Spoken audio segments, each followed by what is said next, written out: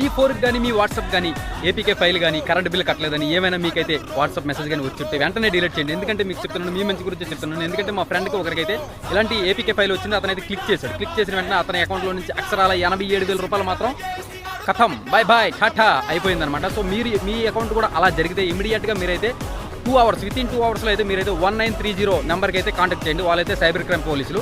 So వాళ్ళు మీరు contact చేసిన వెంటనే రియాక్ట్ అవుతారు. 2 అవర్స్ విత్ ఇన్ 2 అవర్స్లో వాళ్ళకి కాంటాక్ట్ చేస్తే ఆ ఏ అకౌంట్కి వెళ్ళిందో వాళ్ళైతే ట్రాక్ చేసి ఆ అకౌంట్ని అయితే ఫ్రీజ్ చేసి మీకైతే 90% అయితే అమౌంట్ అయితే రిటర్న్ చేయడానికి అయితే వాళ్ళైతే ట్రై చేస్తారు.